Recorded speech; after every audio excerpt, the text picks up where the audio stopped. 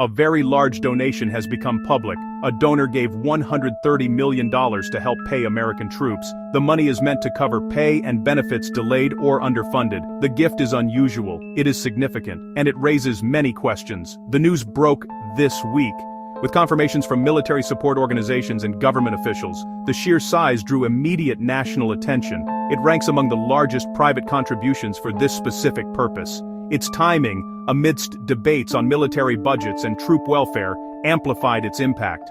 The donor has been identified. He is a member of the Mellon family. His name is Timothy Mellon, an heir to a major American banking and industrial fortune. Until now, he largely avoided the public spotlight.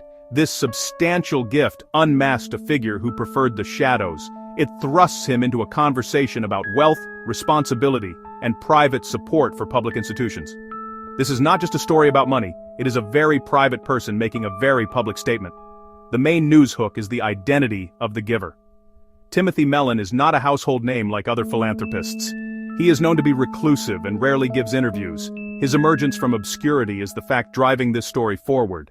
To understand the donor, you have to understand the family. The Mellon fortune is a story of American capitalism. It began with Judge Thomas Mellon in the 19th century. He established T. Mellon & Sons Bank in Pittsburgh. It became the foundation of a vast financial empire.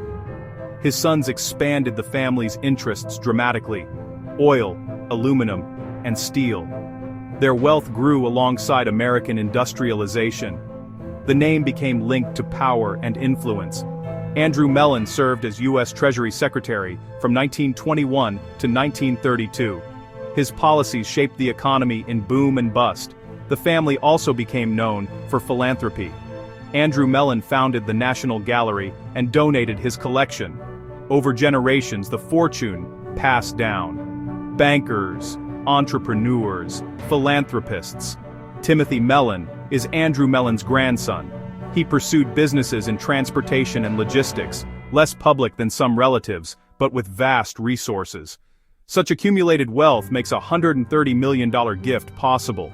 This legacy casts a long shadow over the donation. Timothy Mellon is not a public figure. He has actively avoided the media for most of his life. There are very few photographs in public circulation. He does not maintain social media. Reporters describe him as reclusive. He lives far from media hubs by deliberate choice. This is not accidental privacy, it is constructed. Why would someone so private step into the spotlight now? Some say the cause was too important to ignore. Others wonder if it is strategic.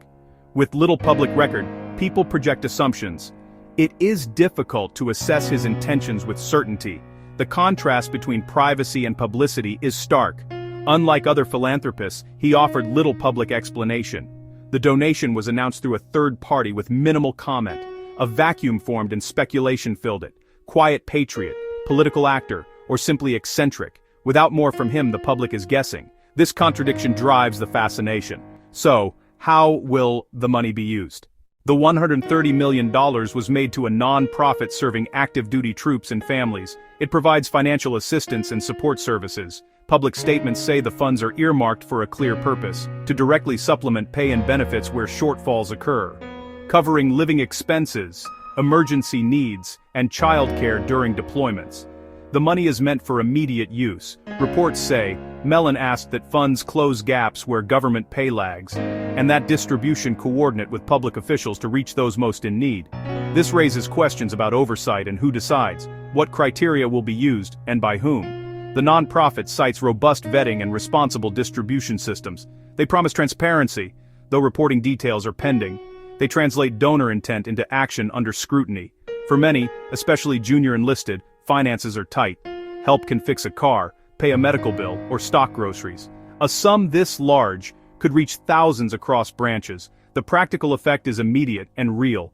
Impact and oversight must balance, which leads to the legal and ethical questions. The details matter.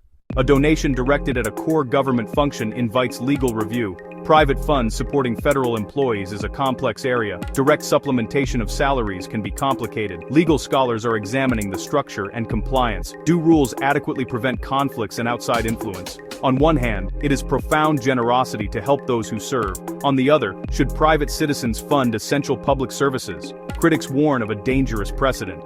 Public services should reflect democratic priorities, not billionaire whims. Large gifts often raise expectations of influence. Even without intent, perceptions can erode trust. Officials helping allocate funds may feel indebted. Transparency is the remedy. Harder with a private donor. Responses from officials are mixed. Some praise the immediate good it will do. Others stress that paying troops is Congress and DoD's responsibility. They warn against relying on philanthropy long-term. Immediate impact versus long-term consequences. Public policy and governance are at stake. This event does not exist in a vacuum. It is part of a larger trend of mega donations. Billionaires have funded science, public health, disaster relief, and schools. These gifts can accelerate progress when public funding lags. Private wealth now operates at nation-level scale, but the rise of mega philanthropy sparks democratic concerns. Private funding of public goods can shape policy without voter accountability. Donors can set priorities for entire communities. Some see philanthropy as a way to bypass the democratic process. This military-directed gift fits squarely in that debate. There are precedents, though rarely direct pay on this scale. A cash gift for troop salaries is highly unusual. Perhaps a landmark case. It may set precedent for private wealth and national defense. A reclusive Mellon heir gave $130 million to help pay American troops. It could provide immediate, necessary relief. But important questions remain unanswered. We need the exact conditions and oversight mechanisms. We need to know who makes final decisions. We must weigh long-term implications for public responsibility. The story is not over. Journalists, officials, and the public are watching. The answers will affect the troops, the donor, and the relationship between private citizens and the public good.